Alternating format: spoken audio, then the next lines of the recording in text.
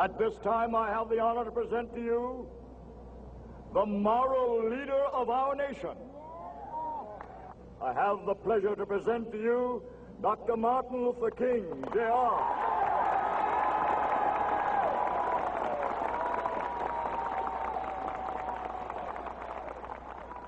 I am happy to join with you today in what will go down in history as the greatest demonstration for freedom in the history of our nation.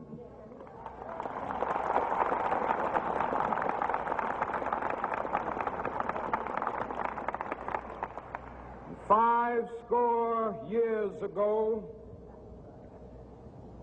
a great American in whose symbolic shadow we stand today signed the Emancipation Proclamation. This momentous decree came as a great beacon light of hope to millions of Negro slaves who had been seared in the flames of withering injustice. It came as a joyous daybreak to end the long night of their captivity. But 100 years later, the Negro still is not free. 100 years later, the life of the Negro is still sadly crippled by the manacles of segregation and the chains of discrimination. 100 years later, the Negro lives on a lonely island of poverty in the midst of a vast ocean of material prosperity. 100 years later, the Negro is still languished in the corners of American society and finds himself in exile in his own land. And so we've come here today to dramatize a shameful condition. In a sense, we've come to our nation's capital to cash a check. When the architects of our republic wrote the magnificent words of the Constitution and the Declaration of Independence, they were signing a promissory note to which every American was to fall heir. This note was a promise that all men, yes, black men as well as white men, would be guaranteed the unalienable rights of life, liberty, and the pursuit of happiness. It is obvious today that America has defaulted on this promissory note insofar as her citizens of color are concerned. Instead of honoring this sacred obligation, America has given the Negro people a bad check, a check which has come back marked insufficient funds.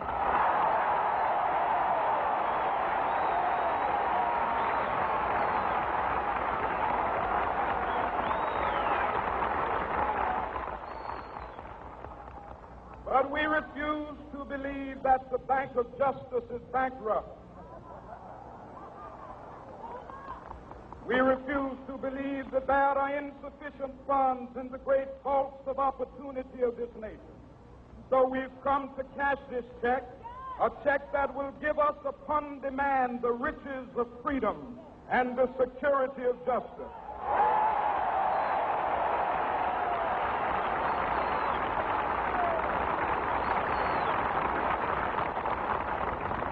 We have also come to this hallowed spot to remind America of the fierce urgency of now. This is no time to engage in the luxury of cooling off or to take the tranquilizing drug of gradualism.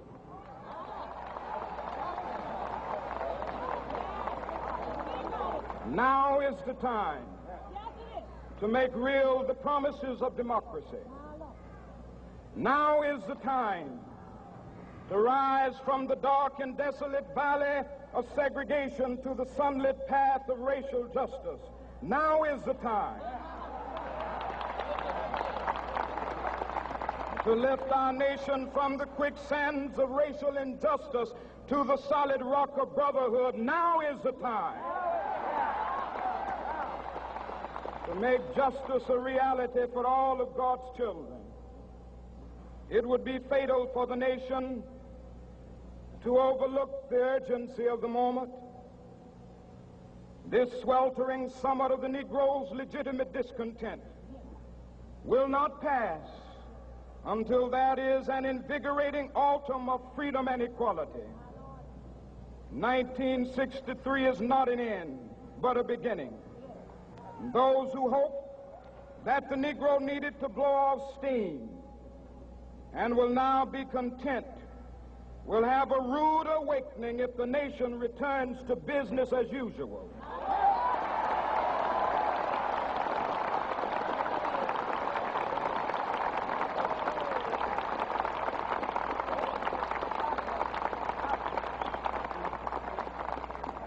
There will be neither rest nor tranquility in America until the Negro is granted his citizenship rights. The whirlwinds of revolt will continue to shake the foundations of our nation until the bright day of justice emerges. But that is something that I must say to my people who stand on the warm threshold which leads into the palace of justice. In the process of gaining our rightful place, we must not be guilty of wrongful deeds. Let us not seek to satisfy our thirst for freedom by drinking from the cup of bitterness and hatred.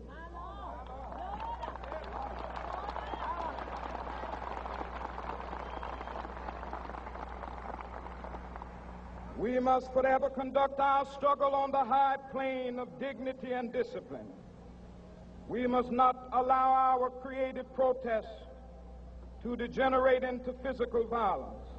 Again and again, we must rise to the majestic heights of meeting physical force with soul force. The marvelous new militancy which has engulfed the Negro community must not lead us to a distrust of all white people. For many of our white brothers, as evidenced by their presence here today, have come to realize that their destiny is tied up with our destiny.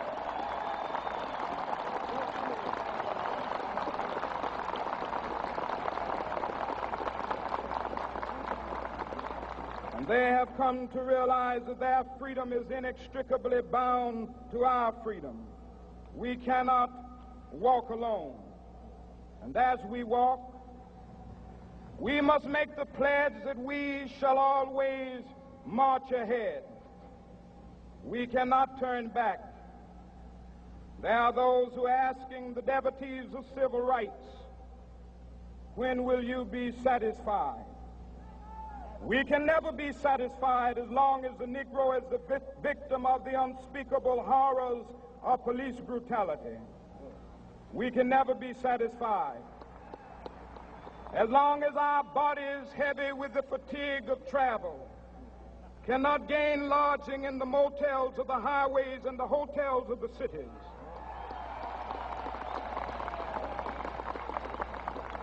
We cannot be satisfied as long as the Negro's basic mobility is from a smaller ghetto to a larger one. We can never be satisfied as long as our children are stripped of their selfhood and robbed of their dignity by signs stating for whites only.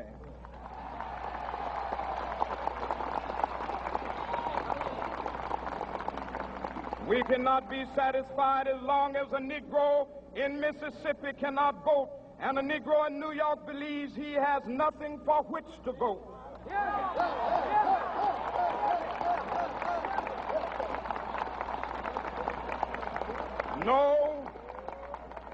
No, we are not satisfied, and we will not be satisfied until justice rolls down like waters and righteousness like a mighty stream.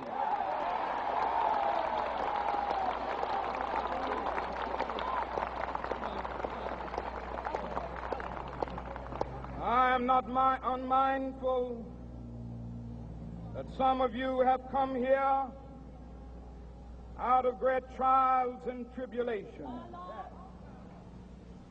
Some of you have come fresh from narrow jail cells. Some of you have come from areas where your quest for freedom left you battered by the storms of persecution and staggered by the winds of police brutality. You have been the veterans of creative suffering. Continue to work with the faith that unearned suffering is redemptive. Go back to Mississippi. Go back to Alabama. Go back to South Carolina. Go back to Georgia. Go back to Louisiana. Go back to the slums and ghettos of our northern cities. Knowing that somehow this situation can and will be changed. Let us not wallow in the valley of despair. I say to you today, my friend,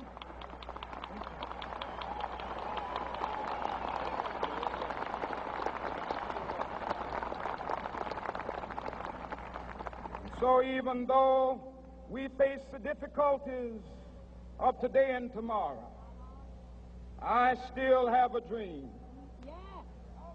It is a dream deeply rooted in the American dream. I have a dream that one day this nation will rise up and live out the true meaning of its creed.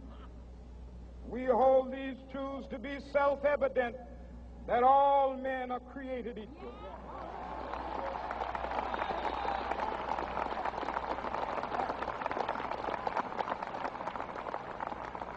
I have a dream that one day on the red hills of Georgia, the sons of former slaves and the sons of former slave owners will be able to sit down together at the table of brotherhood. I have a dream that one day, even the state of Mississippi, a state sweltering with the heat of injustice, sweltering with the heat of oppression, will be transformed into an oasis of freedom and justice. I have a dream that my 4 little children will one day live in a nation where they will not be judged by the color of their skin, but by the content of their character. I have a dream today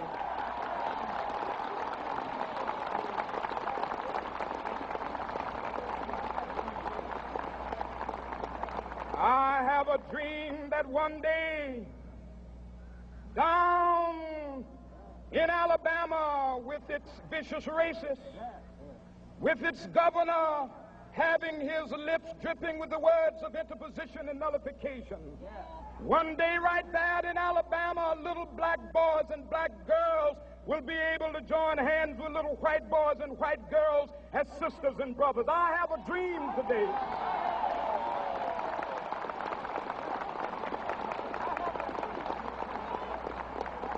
I have a dream that one day every valley shall be exalted, and every hill and mountain shall be made low, the rough places will be made plain, and the crooked places will be made straight, and the glory of the Lord shall be revealed, and all flesh shall see it together. This is our hope. This is a faith that I go back to the South with. With this faith, we will be able to hew out of the mountain of despair a stone of hope. With this faith, we will be able to transform the jangling discords of our nation into a beautiful symphony of brotherhood. With this faith, we will be able to work together, to pray together, to struggle together, to go to jail together, to stand up for freedom together, knowing that we will be free one day. This will be the day. This will be the day when all of God's children will be able to sing with new meaning, "My country, tears of thee. Sweet land of liberty, of thee I sing. Land where my fathers died, land of the pilgrim's pride. From every mountainside, Let freedom ring, and if America is to be a great nation, this must become true. And so let freedom ring from the prodigious hilltops of New Hampshire. Let freedom ring from the mighty mountains of New York. Let freedom ring from the heightening Alleghenies of Pennsylvania. Let freedom ring from the snow-capped Rockies of Colorado. Let freedom ring from the curvaceous slopes of California. But not only that, let freedom ring from Stone Mountain of Georgia. Let freedom ring from Lookout Mountain of Tennessee. Let freedom ring from every hill and molehill of Mississippi, from every mountainside. Let freedom ring, and when this happens,